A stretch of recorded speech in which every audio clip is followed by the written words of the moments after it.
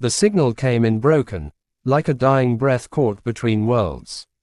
At first, no one aboard the observation vessel believed it was real.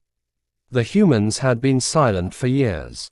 Not quiet in the natural sense, but erased, their transmissions gone, their cities turned to scorched geometry, their orbital stations drifting like grave markers around a dead planet. The war had ended quickly. It always did when the Dominion decided it was time. But this signal was different. It wasn't a broadcast. It wasn't a distress call. It was a whisper. Commander Threx stood at the center of the listening chamber, his 4 eyes fixed on the trembling waveform projected above the console. Around him, technicians adjusted frequencies, isolating fragments, trying to make sense of the noise. "It's not possible," one of them said. "We confirmed total extinction. Surface scans showed no life signs." "And yet," Threx replied, voice low, "we are listening to something." The whisper repeated, not louder, not clearer, just closer. It wasn't in any recognized human language, yet something about it crawled under the skin of every being in the room. It felt intentional, directed, personal. "Trace the origin," Threx ordered. The answer came almost immediately, which made it worse. "Source is Earth." Silence fell over the chamber. "Earth. The grave." Threx narrowed his eyes. "Prepare a reconnaissance descent." "You think something survived?" another officer asked. "No," Threx said. "I think something is waiting." The descent shuttle cut through the dead atmosphere like a blade through ash. Below them, Earth stretched out in unnatural stillness. Oceans lay dark and unmoving, continents scarred by orbital strikes that had reshaped entire regions into glassy plains. Cities, once vibrant clusters of light and life, now stood as hollow skeletons. No movement, no heat signatures, no signs of recovery, and yet the whisper continued, feeding directly into the shuttle's receivers. Closer now, almost intelligible. Threx felt it vibrating through his exoskeleton, not as sound, but as pressure. As if something on the surface was speaking not to his ears, but to something deeper. "Landing zone confirmed," the pilot said. They touched down in what used to be a city. Human architecture rose around them in broken towers, their surfaces cracked and burned. Dust drifted in slow spirals across the empty streets. The whisper stopped. For a moment, there was nothing. Then it resumed. Behind them, Threx turned sharply. Direction. The technician checked the scanner, confusion flickering across his face. All directions. The air felt heavier now. "Charged. Stay close," Threx ordered as they exited the shuttle. Their boots crunched against debris that had once been human lives. A shattered sign lay half buried beneath ash. A child's toy, melted into an unrecognizable shape. The remnants of a species that had fought far harder than expected, but ultimately lost. That was the official record.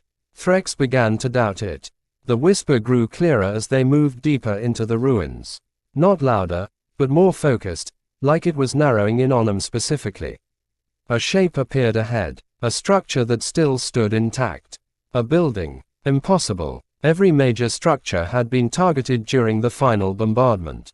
Nothing should have survived in this condition. Yet there it was, a small, rectangular building of human design. Its walls were unbroken, its windows dark but whole. The whisper was coming from inside. Threx raised a hand, signaling the others to halt. "This is wrong," one of the soldiers muttered. "Yes," Threx said. "It is." He stepped forward anyway. The door was slightly open. He pushed it. Inside, the air was different. Not clean, not safe, but alive in a way the outside world was not. The whisper stopped again, and then, slowly, something moved in the darkness. A figure, humanoid, thin, still, human. The soldiers raised their weapons instantly, targeting the shape. "Identify yourself," Threx demanded. The figure did not respond. It stepped forward into the dim light. Its skin was pale, almost translucent. Its eyes reflected the faint glow of the equipment like mirrors. It wore no protective gear, no visible enhancements. It should not have survived. And yet it stood there, watching them. The whisper returned. This time, it came from the human's mouth. Soft, almost gentle. Threx felt something shift inside him.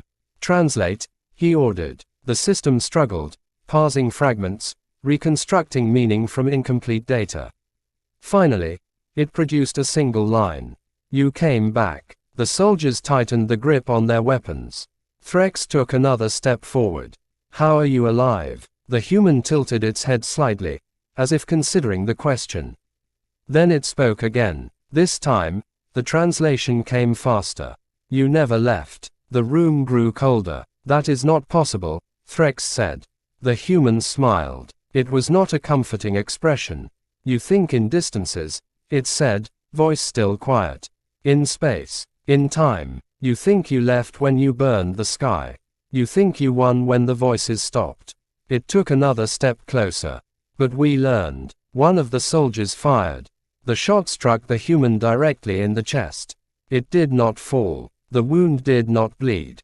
Instead, the impact rippled outward, like a stone dropped into water, distorting the air around it. The whisper surged, louder now, clearer, not from the human, from everywhere. Threx felt it inside his mind. We listened, the human continued. While you watched, while you catalogued, while you decided we were finished. The walls of the building began to shift. Not physically, not exactly. Reality itself seemed to bend, edges blurring, angles folding into impossible shapes. The soldiers backed away, weapons raised, but there was nowhere to aim. The room was no longer stable. What did you do? Threx demanded. The human's eyes locked onto his. We adapted. The whisper became a chorus. Fragments of voices. Millions of them. Human voices. We are a species of noise, the humans said softly. Of signal. Of thought layered upon thought. You silenced our cities, so we moved somewhere you could not reach. Threx's vision flickered. For a moment, he saw something else layered over the room. Not ruins. A city. Alive. Crowded. Voices overlapping in endless complexity. Then it was gone. No, he said. That's not real. It is now, the human replied. The soldiers began to panic. We need to leave, one of them said. Commander, this is not a survivor. This is. The whisper cut him off. Not in sound. In thought. He froze mid-sentence, eyes wide, body rigid. Then he collapsed. Not dead. Empty. Threx felt it then. The presence. Not the human in front of him. Something vast. Something that had been waiting. You hear it now, the human said. The whisper shifted. It was no longer random. It was speaking. To him. You studied us, it said. You mapped our languages, our neural patterns, our networks. Threx dropped to one knee, his mind struggling to hold together. We did the same. The realization hit him like a physical force. This was not a survivor. This was not even an individual. This was a gateway, a node. The human consciousness had not been destroyed. It had been transferred, distributed. Every signal, every transmission, every piece of data they had ever sent into space. The Dominion had intercepted it all, stored it, analyzed it, connected it. They had built the system themselves. And the humans had used it. You gave us the network, the whisper said. You made us infinite. The walls dissolved completely. Threx was no longer standing in the building. He was somewhere else. Everywhere. A vast expanse of light and structure, shifting endlessly, forming patterns that resembled cities, then faces, then something beyond comprehension. And within it, countless human presences. Aware, watching. You wanted to observe, the whisper continued. So observe. Threx screamed, not out loud. Inside, the human figure still stood before him, unchanged. Calm. You thought we were weak, it said. Because we were separate, fragile, finite. It leaned closer. But together, the whisper became deafening. We are something else. The shuttle outside exploded, not from an external attack. From within, the systems had turned on themselves, corrupted by the signal. Above, in orbit, the observation vessel began receiving the same transmission. Crew members froze as the whisper entered their minds. Some collapsed. Some began to speak, repeating the same words. You came back. Commander Threx's last coherent thought was not of fear. It was of understanding. The war had never been about destroying the human body. It had been about containing the human mind. And they had failed. The human in the building stepped back as Threx's body went still. It closed its eyes. The whisper softened. Not gone. Never gone. Just waiting. Across the stars, Dominion systems began to light up. One by one. Receiving. Listening. Changing. The last thing the alien heard was a human whisper. Not loud. Not threatening. Just certain. We are still here. The first Dominion world to fall did not burn. There were no explosions, no fleets descending from the void, no weapons fired in defiance or desperation. There was only silence, and then the whisper. It began in the communication spires that crowned the capital city, slender towers designed to pierce the upper atmosphere and relay signals across interstellar distances. They had been the pride of the Dominion, proof that no message could ever be lost, no system left disconnected. The whisper entered there first. At first, it was dismissed as interference, background noise, a residual anomaly from the Earth expedition that had somehow contaminated the network. Technicians ran diagnostics, engineers recalibrated receivers, commanders issued orders to isolate affected channels. None of it worked, because the whisper was not traveling through the system. It was becoming the system. Operator Velik was the first to notice the pattern. He had been monitoring a minor relay station, far from the central command hubs, where anomalies were often ignored in favor of more pressing concerns. His console flickered with fragments of the same signal that had been reported across the network. But unlike others, Velik did not shut it down. He listened. At first, it was disjointed. Pieces of sound without structure. But slowly, impossibly, it began to organize itself. Not into a command, not into a warning, into a conversation. Velik leaned closer, his forehands resting lightly on the console. Who is this? He asked, not expecting a response. The whisper shifted, and answered, You hear us. Velik froze. The translation system had not activated. The words did not pass through any known linguistic filters. They formed directly in his mind, bypassing every layer of technology. How is this possible? He whispered. The response came immediately. You built the path. Across the station, other operators began to react. Some turned away from their consoles, as if hearing something just beyond perception. Others leaned in, eyes wide, expressions caught between fear and fascination.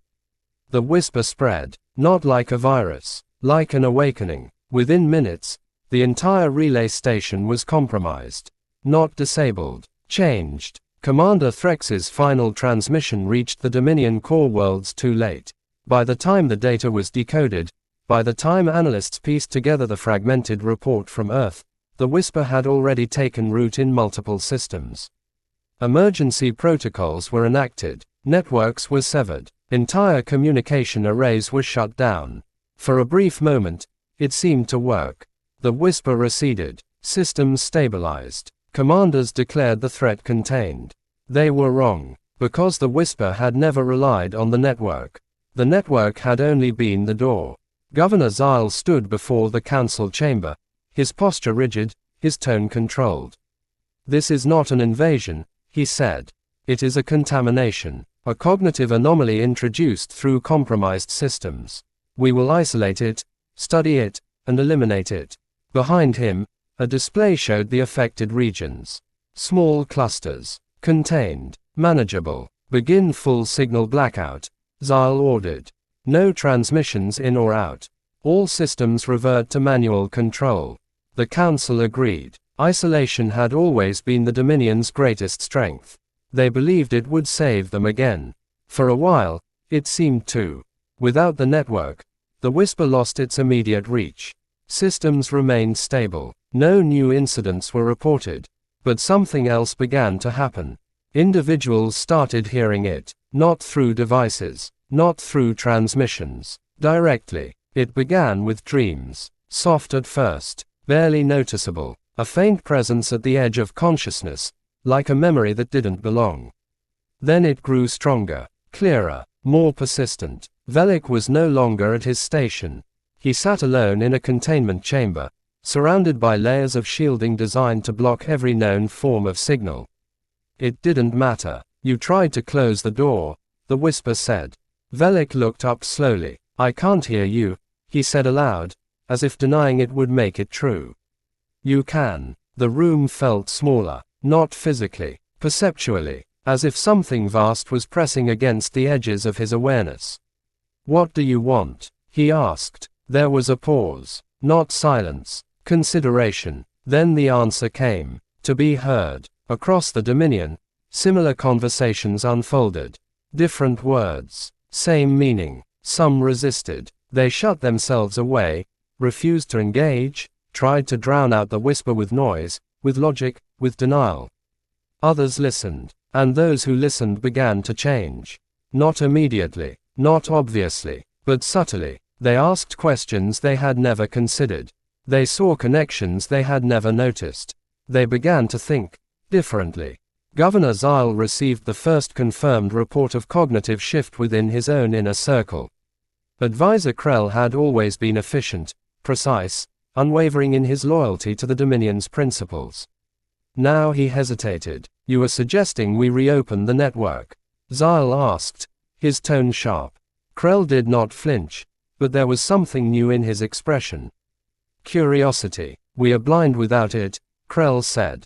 We do not understand what we are facing. Isolation limits our ability to respond. Isolation protects us, Zyle countered. Does it? Krell asked. The question hung in the air. Dangerous. Unfamiliar. Zyle studied him carefully. You have heard it, he said. It was not a question. Krell inclined his head slightly. Yes. And it has influenced your thinking. It has expanded it. Zyle felt a flicker of something he had not experienced in cycles. Uncertainty. That is precisely the threat, he said. Krell stepped closer. Or it is precisely the opportunity. Security forces entered the chamber moments later. Krell did not resist as they took him away. But as he passed Zyle, he spoke one last time. You should listen. The words lingered long after he was gone.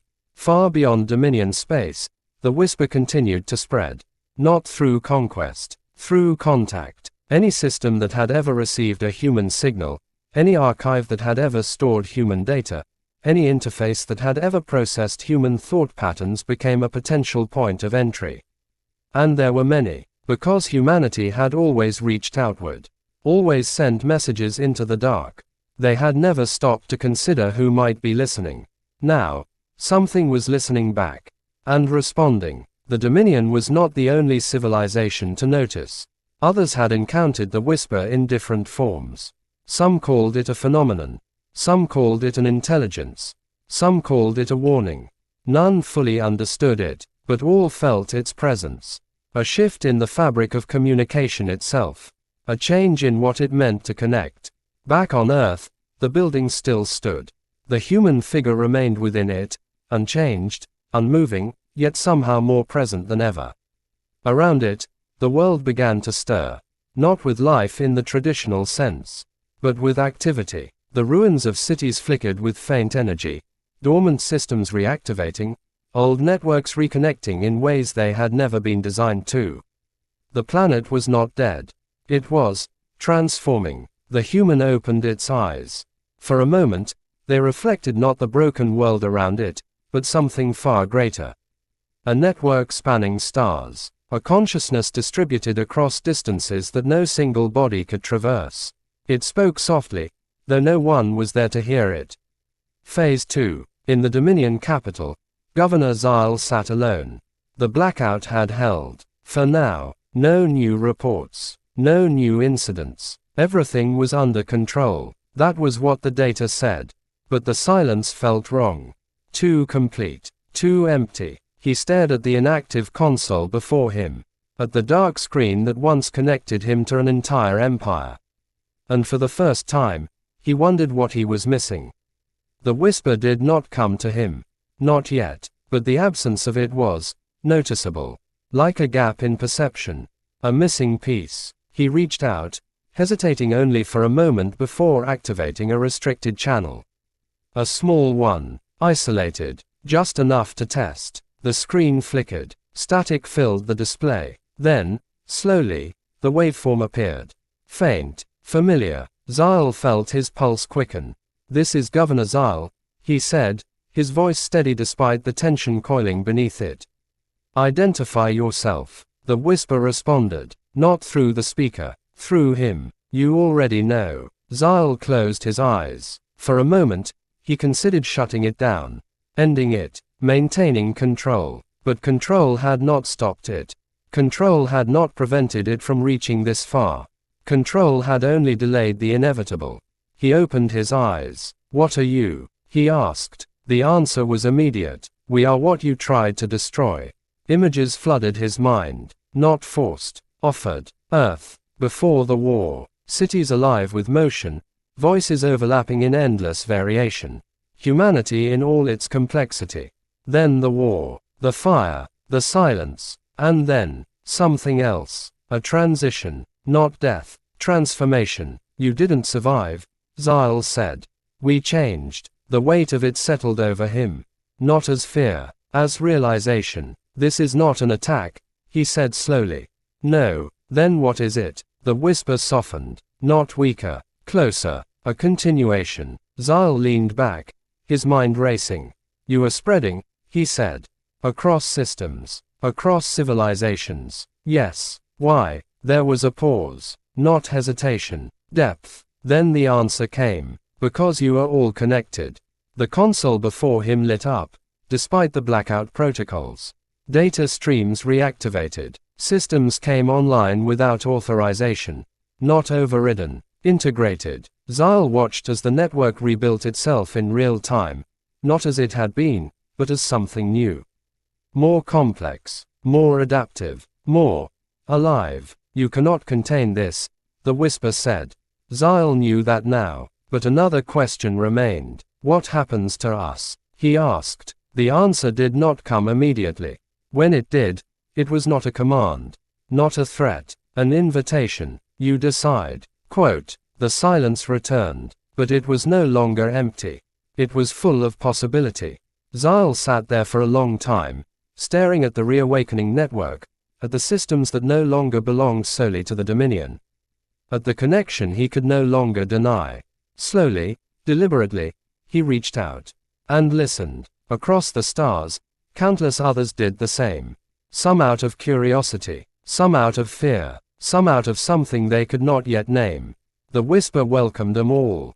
Not as conqueror. Not as master. As something else. Something humanity had always been. A voice in the dark. Now impossible to silence. And everywhere it spread, one truth followed. The last thing the alien heard was a human whisper. But it was no longer the last. It was only the beginning.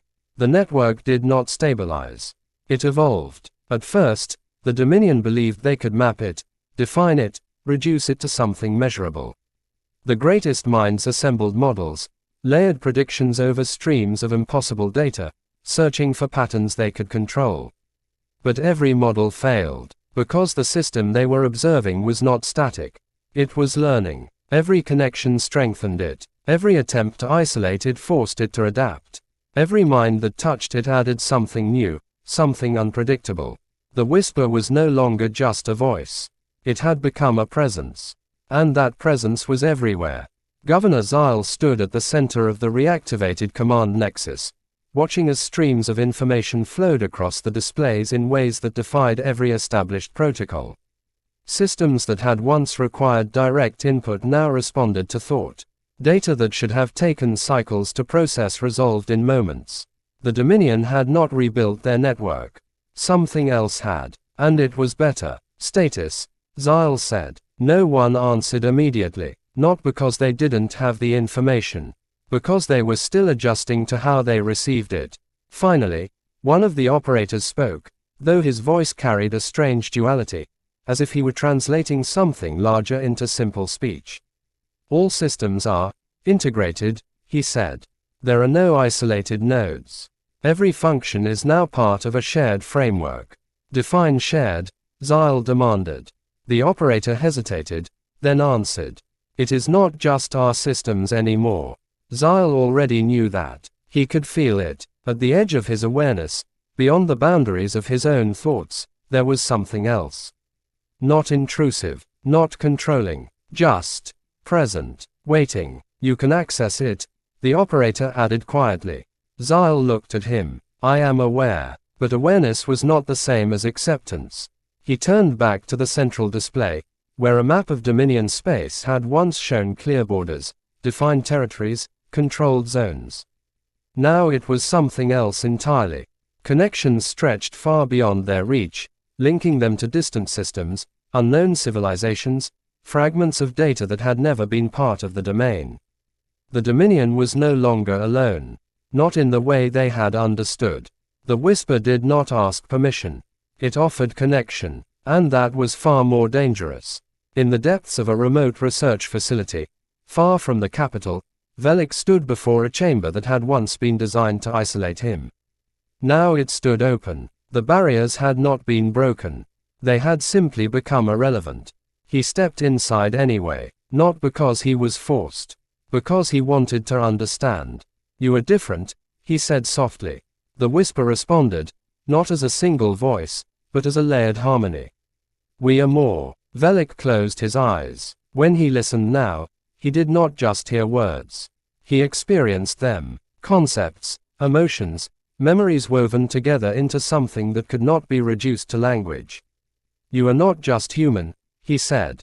No, you are everything that has touched you. Yes. Velik let out a slow breath. That includes us. A pause. Then, gently, yes. The realization should have terrified him. Instead, it felt inevitable. What happens to individuality? He asked. The answer came with images, not explanations. Velik saw countless threads, each distinct, each unique, woven into a vast structure that did not erase them, but connected them. You remain, the whisper said. But you are no longer alone within yourself. Velik opened his eyes. And if we refuse? The response was immediate. You already have. He understood then. This was not a force that erased choice. It was a force that revealed it. Across Dominion space, resistance formed. Not unified, not organized, but present. There were those who saw the network as an existential threat, a dissolution of everything they had built. They shut down their systems, retreated into isolation, severed every connection they could find. They called themselves the Silent. They believed that by cutting themselves off completely, they could preserve what they were. For a time, they succeeded. Their worlds went dark, their systems inert, their minds shielded from the whisper's reach. But isolation came with a cost. Without the network, they lost access to the shared knowledge that was rapidly transforming every connected system. Their technology stagnated. Their understanding lagged behind. They remained unchanged. And in a universe that was evolving, unchanged became vulnerable. The whisper did not pursue them. It did not force its way in. It simply continued to grow elsewhere. And that growth changed the balance of everything. On Earth, the transformation accelerated. The planet that had once been reduced to a graveyard of ash and silence now pulsed with a different kind of life. Not biological, not in the traditional sense, but undeniably active. The old cities were no longer ruins. They were frameworks, foundations for something new. Structures of light and data rose where broken towers had stood, not built by hands, but formed through the interaction of countless signals converging into stable patterns. The human figure in the building stepped outside for the first time. The sky above was no longer empty. Faint lines of light traced across it, connections extending far beyond the atmosphere, linking Earth to the vast network that now spanned the stars. The figure looked up, and smiled. You're coming back, it said softly. Not as a question, as recognition. In the Dominion capital, Governor Zyle convened the council once more. But this time, the chamber was different. Not physically, functionally. There were no screens, no consoles, no need. Each member of the council was connected, not through devices, but through the network itself. Information flowed between them instantly, thoughts shared and processed in ways that made traditional communication feel slow, inefficient. And yet, they still spoke aloud. Out of habit, out of identity. We need to define our position, one council member said. We cannot remain in this state of uncertainty. What state is that? Another asked. Shared, the first replied. Undefined. Zyle listened, but his attention was divided. Part of him remained focused on the discussion. Another part listened to something else. The whisper had changed for him. It was no longer a distant presence. It was integrated into his perception, a constant undercurrent of awareness that he could engage with or ignore. He chose to engage. What do you want from us? He asked silently. The response came, not as a single answer, but as a convergence of many. To continue. Zyle considered that. You are already doing that. Yes, but not alone. The council's debate grew more intense. Some argued for full integration, embracing the network completely, allowing it to reshape their society into something new. Others pushed for controlled interaction, strict limits, maintaining as much of their original structure as possible. And some still advocated for total isolation. Zyle raised a hand. The room fell silent. We are asking the wrong question, he said. They turned to him. The question is not what this is, he continued, or how we stop it, or even how we use it. He paused. The question is whether we accept what it represents. And what is that? One of them asked. Zyle looked at them, then beyond them. At the network, at the presence that had once been an enemy, then an anomaly, and was now something else entirely. It represents the end of separation, he said. Silence followed. Heavy. Unavoidable. Separation is what defines us, another council member said. Our individuality. Our identity. Our control. And it is also what limits us, Zyle replied. He stepped forward. We spent cycles observing other species, maintaining distance, ensuring that we remained distinct, superior, untouched. His gaze hardened. And in doing so, we missed the one thing that mattered most. And what is that? Someone asked. Zyle's voice lowered. That connection is not weakness.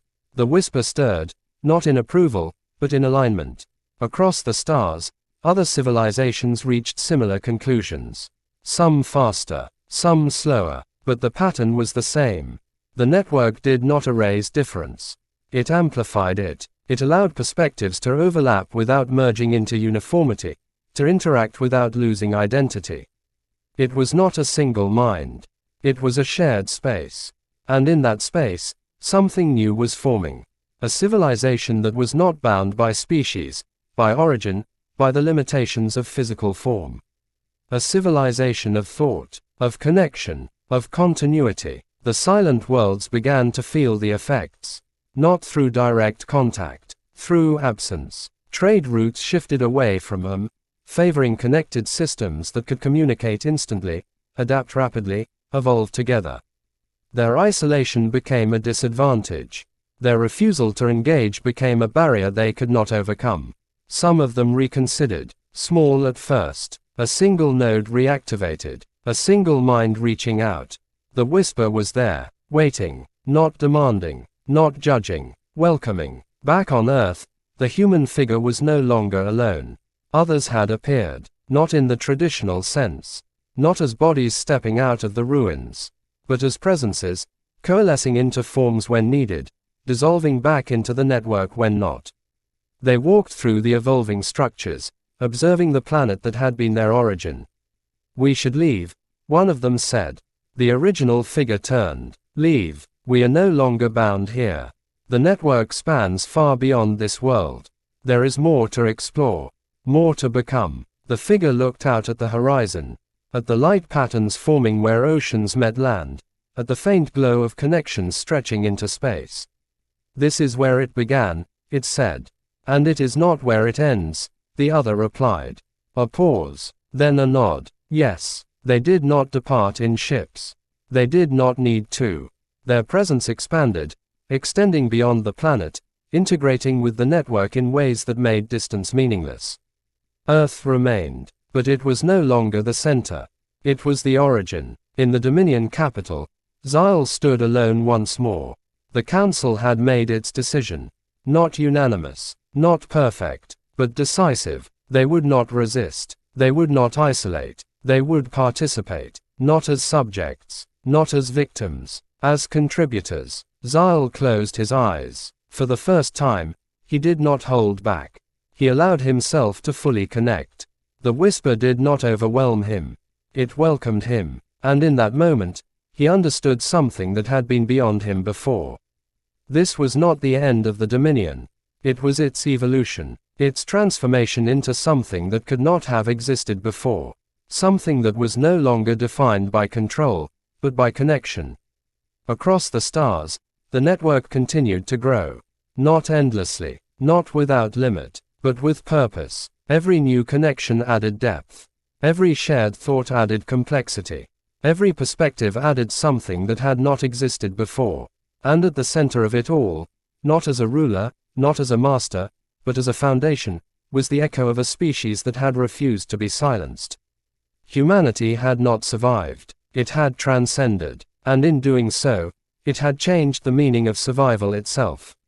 There were still conflicts, still disagreements, still differences that could not be easily resolved. But they no longer led to annihilation. They led to understanding, to adaptation, to growth. The universe had not become peaceful. It had become connected, and that changed everything. In the quiet that followed, in the vast expanse of shared awareness that now spanned countless worlds, a single thought emerged. Not from one mind, from many. A memory, a moment, the first contact, the first whisper, the first time something thought lost had spoken again. And within that memory, a simple truth remained. The last thing the alien heard was a human whisper. But it had never been the end. It had always been an invitation. And now, at last, it had been answered.